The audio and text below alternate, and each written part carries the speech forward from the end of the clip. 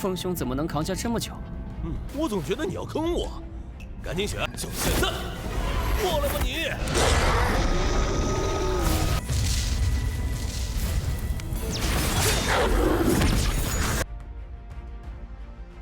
！Hola semuanya, bagaimana nih kabar kalian? Semoga kalian dalam keadaan baik-baik saja, sehat selalu, serta dilancarkan rezekinya ya guys, amin. Pada kesempatan kali ini, kita akan melanjutkan tonggua dari Isi Tuzun ataupun Babang Lin Yun. Untuk di episode sebelumnya, ya kita sudah melihat Feng Ye dan juga Lin Yun bekerja sama tetapi terpaksa. Sebab jika mereka tidak bekerja sama, maka dari antara mereka pasti ada yang mati untuklah melawan mayat iblis. Dan kerjasama mereka bisa dikatakan cukuplah bagus, dikarenakan mereka berhasil untuklah menghabisi nyawa dari mayat iblis, atau lebih tepatnya memusnahkan lah ya. Tetapi di akhir-akhir mereka dipertemukan dua pintu rahasia yang membuat mereka tertarik. Kalau begitu, langsung saja kita masuk ke dalam ceritanya.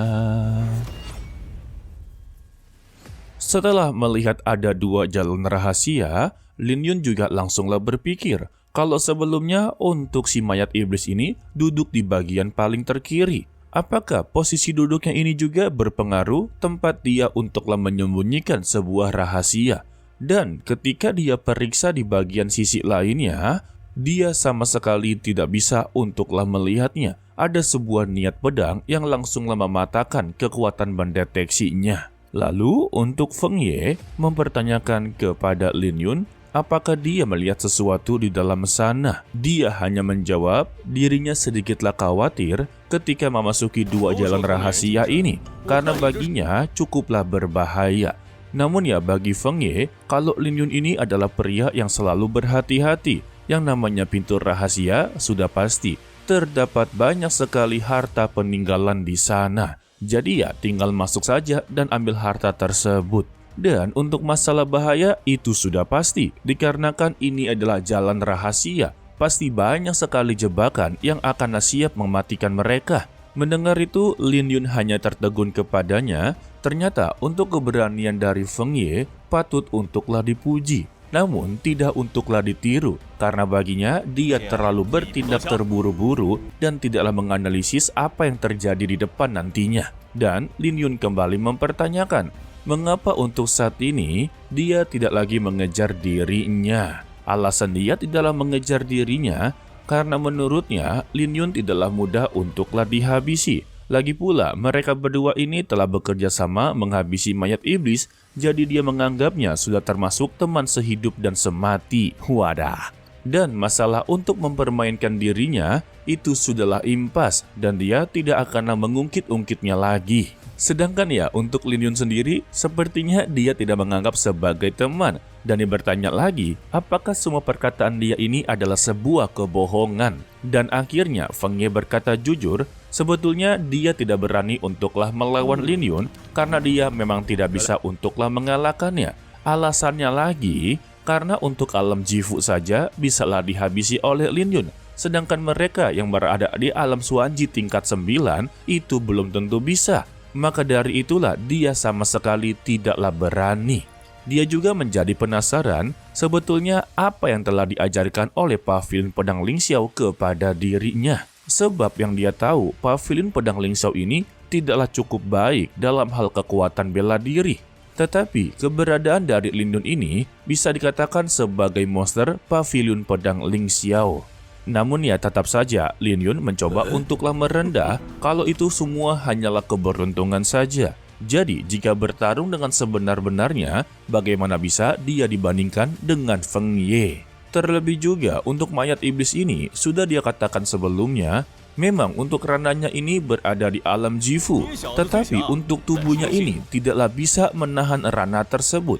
Jadi ya sama saja, dia tidak bisa mengeluarkan kekuatan dengan begitu sempurna.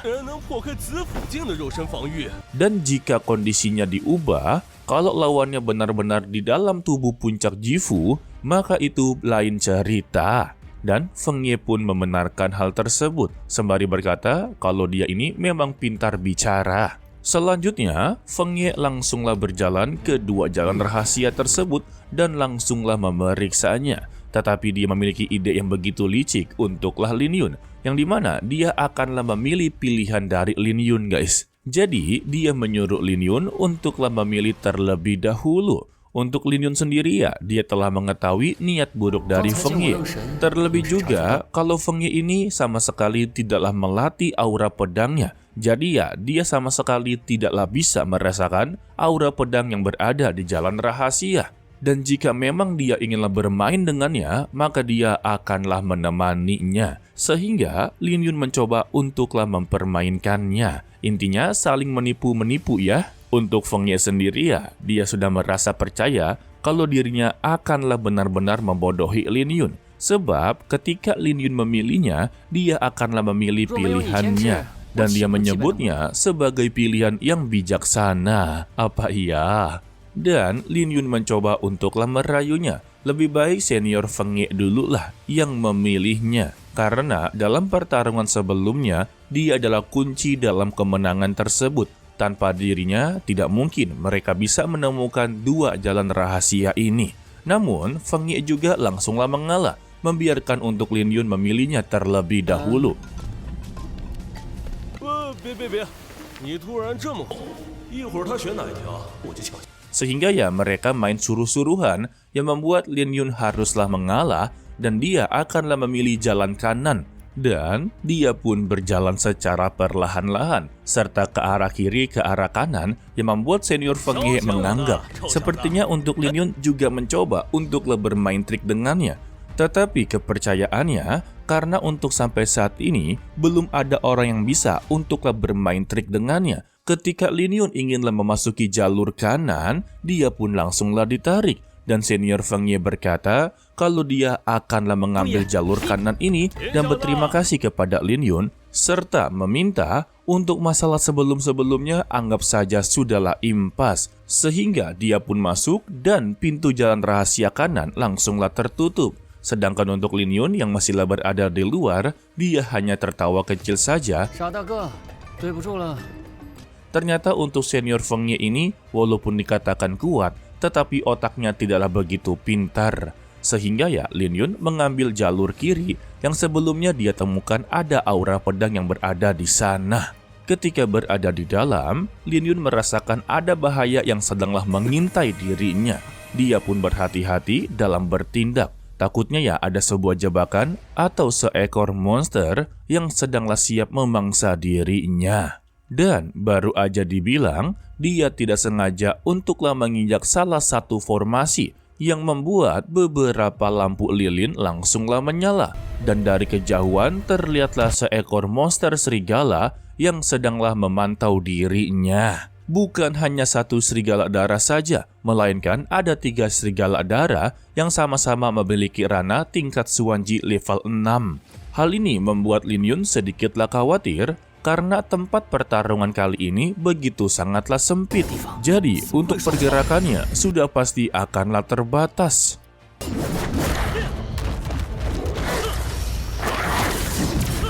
Namun apa daya, karena sudah terjebak di dalam tempat tersebut, Lin Yun haruslah maju dan maju. Sehingga ya satu persatu dari serigala darah berhasil untuklah dihabisi. Tetapi siapa sangka gelombang binatang ini terus-terusan bermunculan dan tidak ada habisnya sama sekali.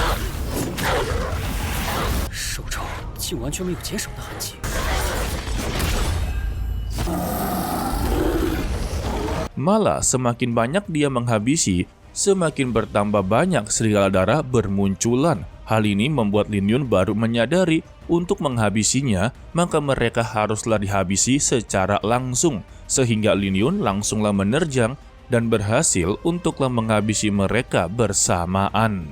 Baru aja main duga-dugaan, Lin Yun kembali dihadapkan banyak sekali serigala darah yang berada di depannya. Disinilah dia baru menyadari kalau dia telah terkena sebuah ilusi formasi. Jadi ya percuma saja dia menghabisi seluruh serigala darah ini, maka akanlah terus bermunculan dan bermunculan. Jadi satu-satunya cara yaitu mencari kunci formasi tersebut. Maka dengan semua ini akanlah berhasil diselesaikan. Tanpa babi bu, Lin Yun langsunglah mengeluarkan kekuatan niat pedangnya. Di sini dia pun langsung memeriksa sekeliling dan siapa sangka ternyata untuk ilusi formasinya atau kuncinya berada tepat di bawah kakinya. Setelah berhasil untuk menemukannya, Lin Yun langsunglah mengeluarkan jurus pedang Jiying dan langsunglah menancapkan tepat di bawah kakinya, yang membuat seluruh serigala darah langsunglah membeku total, serta dia pun langsunglah mengakhiri dengan tebasan mautnya. Setelah berhasil, secara tiba-tiba lantai yang sedanglah dia pijak mengalami sebuah retakan dan Lin Yun memasuki sebuah jurang atau lubang yang berada di bawah tanah. Dan dia pun berteriak, mengapa untuk akhir-akhir ini dia selalu terjatuh ke dalam lubang yang lebih dalam. Dan kita bersambung untuklah dilanjutkan part berikutnya, yaitu hari Sabtu minggu depan ya guys, minggu ini. Jadi sedikit spoiler untuk part berikutnya.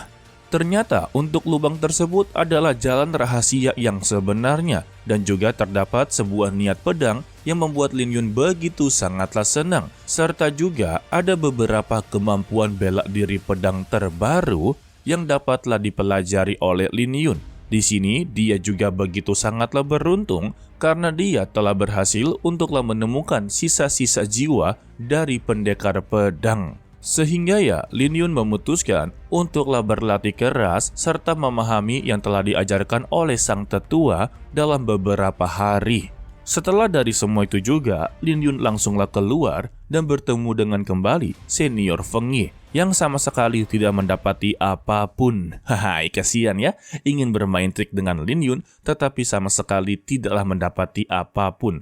Justru dialah yang mengalami sebuah kerugian karena telah terkena sebuah ilusi formasi. Oke lah, sepertinya cukup sampai di sini saja dulu untuklah video kali ini. Mimin ucapkan terima kasih kepada kalian yang telah menonton sampai akhir. Pesan dari Mimin, tetaplah menjadi orang yang baik, walaupun itu sangatlah sulit. To be continue, sampai jumpa di video berikutnya. Bye-bye.